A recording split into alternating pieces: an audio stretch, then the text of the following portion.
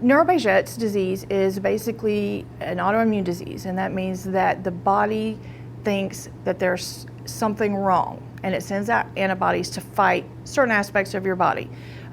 Most popular of the known diseases are Crohn's, lupus, rheumatoid arthritis. Rheumatoid arthritis is your immune system attacking the joints. Lupus, your organs. Crohn's, your GI tract. Behcets, unfortunately, is the immune system thinks everything is wrong with my body on a cellular level. So it attacks the joints just like rheumatoid arthritis. It's going to attack my organs just like lupus.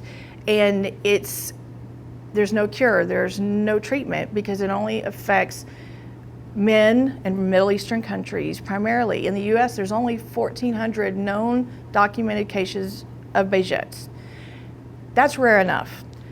Unfortunately, I've been diagnosed with Nuero Behcets, which means that not only are the organs, the joints, everything about my body being affected, it also affects my lower neurological system. So I suffer from seizures, I suffer, with nerve damage and so forth. So it's actually 10% of documented cases are actually Nuero Behcets. So I'm one of 140 in the United States with this disease. When episodes happen with Behcets, we call them flares. When a flare occurs, it's sort of like when a normal person feels when they're getting the flu. You just kind of feel achy and malaised and just tired, and you're not sure what hurts the most. You just kind of feel yucky. And as that progresses, the symptoms of Behcets are what the signs that they look for in order to even diagnose the disease, because there's no blood test, there's no x-ray, there's no, specialized anything that says you have Behcets disease. It's based on symptoms. And those symptoms are you have eye inflammation or uveitis, which is when the blood vessels in the eyes become so inflamed that they actually extend and embed themselves in your cornea. And then when the flare's over and that inflammation recedes or swelling recedes, it actually tears at the cornea. And that's what brought the diagnosis on, was the fact that I had lost vision just on that symptom alone.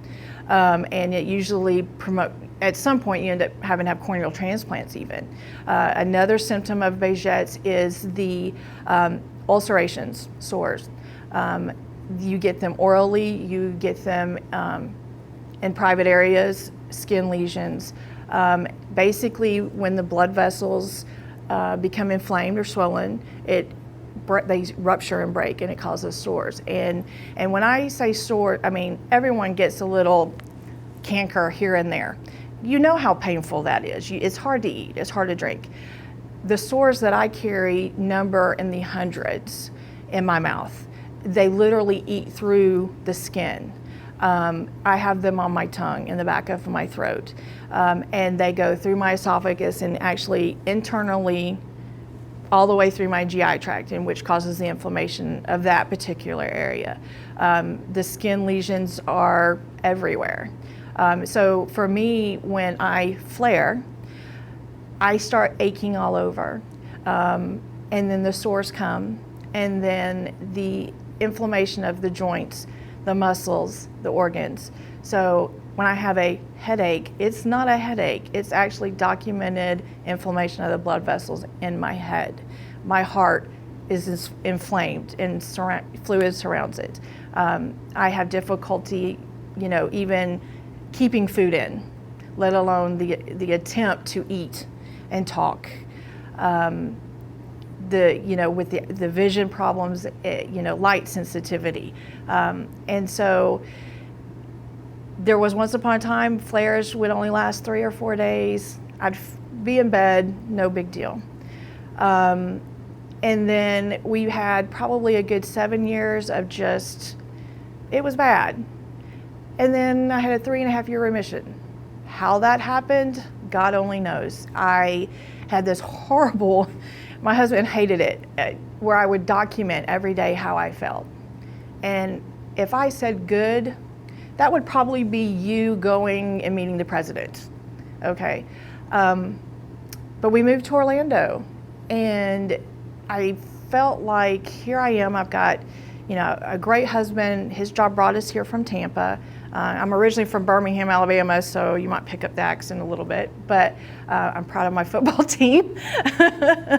But we moved to Orlando, and I was very frustrated because it's like, you know, I wanted a new start, a new opportunity, and I literally, my husband and I and my children put our faith in God and said, you know, do something. Lord, you just got to do something. And in that process, I noticed that I was having a lot of more good writings in that calendar than I had bad.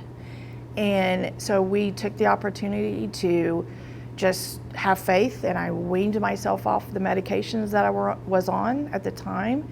And from that moment on, there was 3.5 years of nothing but Flintstone vitamins and living life. And we thought we beat it.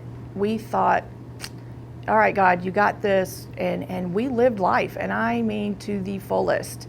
You know, it's difficult when you're a mom and a wife because with this disease, because you never know when a flare is going to happen. You never know the severity of that flare. And, you know, before this remission, yes, there were times I was in the hospital, but it was, the kids were so young that they really couldn't grasp the concept that mom wasn't around, grandma would come fill in, and, you know, we didn't get into the details. So when that 3.5 year remission came, it was like, we're living life. And sadly, in 2007, the disease came back. And that very first flare, I found myself in Florida hospital and organs failing. And doctors coming in and saying, we're in trouble. And their first thought is chemotherapy. We've got to kill her immune system. We've got to stop this. And you can only imagine not so much fear. I mean, of course you're fearful. You know, someone's coming in saying your life is being threatened and you need to get things in order. And everyone's trying to rush around to find someone who knows this disease called Nuero Behcets because nobody did. And every doctor we would call would be like, you know, I think I might have heard that first year pre-med, not sure, I don't know. Or if they did know, they were like, oh no, we are not coming anywhere near this lady. This is a very rare disease, a very complicated disease. There's not enough information out there.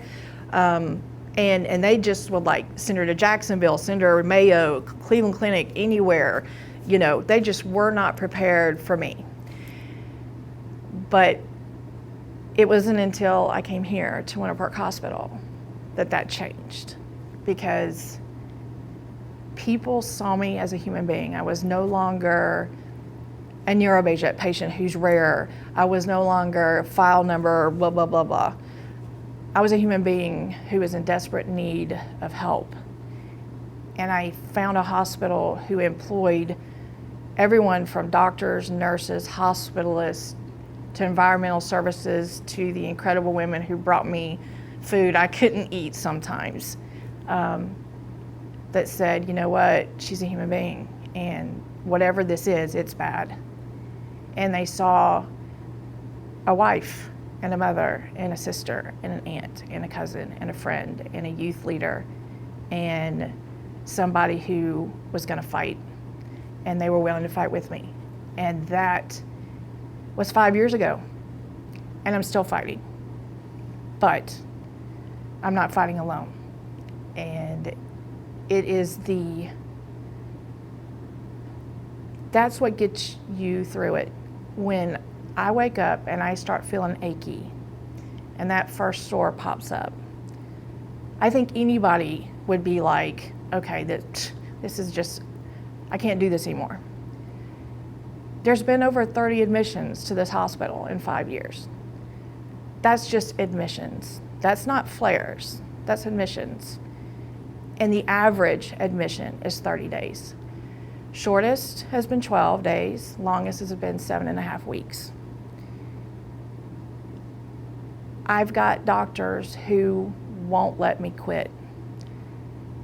They know that even though it's hard to see that I'm a disabled person with a life-threatening chronic illness, that it's a situation that, regardless of its rarity, regardless of its complication, that I've built relationships in these 5 years that when I get admitted and I'm usually moved to the same unit, which would be the specialty care unit with oncology, is primarily where the majority of my stays have been. And because of the care that I got and the opportunity for these nurses to come in and know me as a human being, as a person, as Bridgette Marriott, someone who's the wife of Scott and the mother to Brittany and Lauren and Sarah, they've taken the time to come in and go, how do you do it? And what can I do to help? And, treating us like we're family, literally like we're family. And for me, it made it easier when my family would leave at the end of the day to say goodbye to them, because one, I knew I was in good hands and I was going to be taken care of, and I knew that they were secure in the thought that I was in good hands and that I was going to be taken care of. So I knew that they could go home to their lives, my husband to his work, my kids to their school, their friends, their lives, and their life could go on. And I didn't feel bad. I mean, I felt bad because I wasn't there. But I also knew that I had a group of people around me that were praying for me, that were lifting me up, keeping me encouraged, keeping me wanting to fight. Because that's the core of this disease, is you've got to be willing to fight to get through it, because there's no avoiding it. There's no, I pray that there'll be a day for another remission. I pray that there's someone out there that has the mindset to go, there's got to be something that can help her. We've not had a lot of success treatment-wise.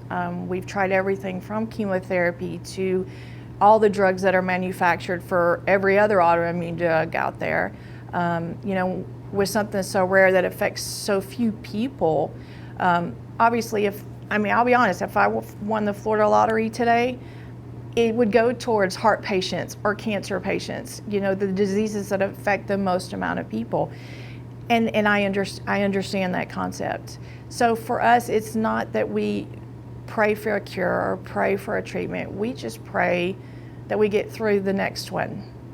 And we do it leaving an impression on those around us that no matter how big the mountain is or how hard it looks to get up and around it, that with love and support of your family and friends and most importantly, your faith, and being in a place that you feel safe. And that's what Winter Park Hospital has become for us. It's my safe place. I know that if I have a bad day and I'm crying, my nurse is going to stop and she's going to put her arms around me and tell me I'm going to be okay. She's going to pray. When they say they pray for me, I know they're going to pray for me. To be in a place that I can share my faith. The last admission, I had to be in a new unit because the specialty care unit was full. And I was kind of panicked about that because I'm like, SCU, I know those guys, they know me. They've seen my daughter come in her prom dress because I missed prom. They saw her come in her cap and gown because I missed graduation. They've seen me celebrate birthdays and anniversaries and Valentine's Days and Thanksgivings. No Christmases. I was admitted in November and was here 30 days and got out 3 days before Christmas. And that was the closest we've been to not getting Christmas, but I was home for Christmas. But this latest admission, coming off that elevator and going, wait a second, where are you taking me? I was like, you could feel the heart just go a little bit and the panic, and I'm looking at my husband going, oh no, please, not somewhere new. But I'm so grateful. I'm so grateful because it gave me an opportunity to know now that it's not just SCU Winter Park that's on my cell phone speed dial. It's Winter Park Hospital overall, because I see now that the care I received in SCU for 4 years is the same care I'm going to get anywhere in this hospital. It doesn't matter if it's, which the unit was the PSCU unit, but and it was new environmental services and new food service ladies, but it was the same loving of a human being that I received in that new unit. And what made it even more special that I didn't even realize was the worry that I had that, oh my goodness, every 12 hours I'm gonna have to go. It's not Behcets, it's not Behcets, it's Bridgette.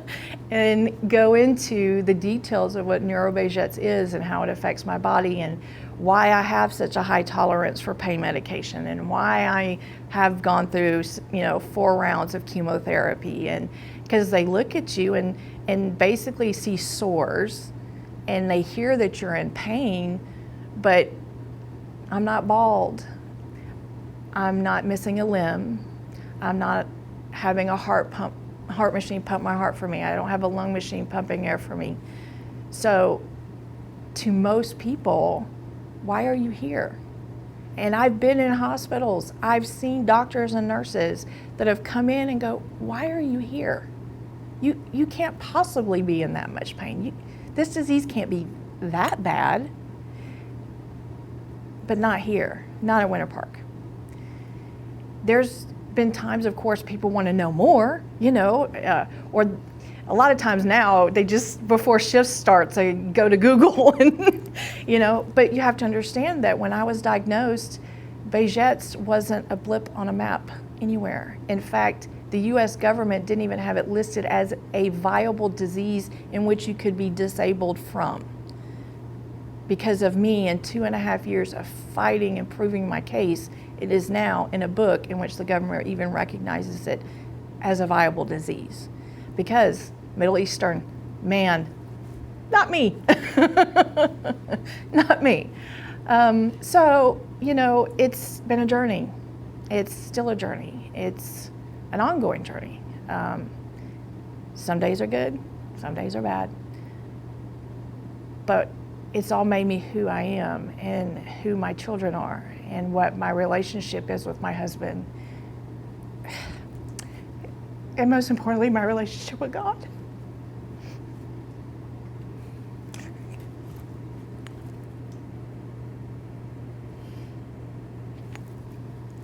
Sorry.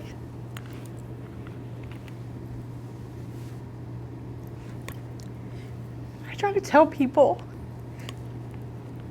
no matter what you're facing, no matter what struggles, whether it was my 17-year-old daughter with an English test last night, to mourning a child,